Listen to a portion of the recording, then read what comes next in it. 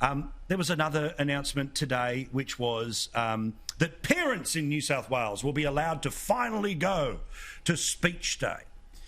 Now, let's talk about the politics of COVID restrictions, okay? We are not debating the existence of the virus, the virility of the virus, but the politics of it, right?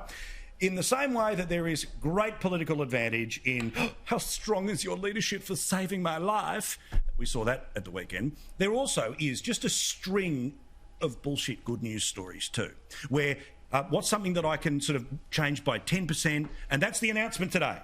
We didn't do anything as a government. We didn't change anything for the better. We just said, so the idea that there are any restrictions at all about country shows next year, when the Chinese virus, the Wu flu, coronavirus, I'm trying to really piss off Twitter here, it doesn't exist anymore in regional Australia. It doesn't exist anymore. So the restrictions don't need to exist either.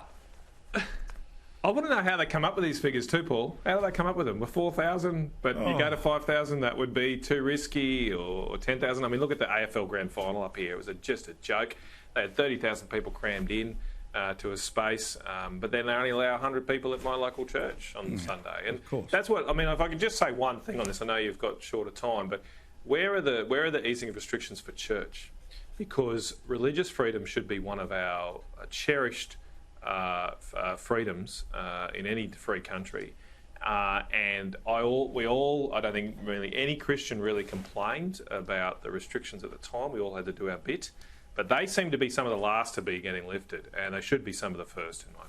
I agree completely, but alas, the faith community, forgive me for the analogy, are like smokers. There's no champion for them in the media. There's no political advantage for a politician, to be talking about them. Instead, 4,000 people at a country show.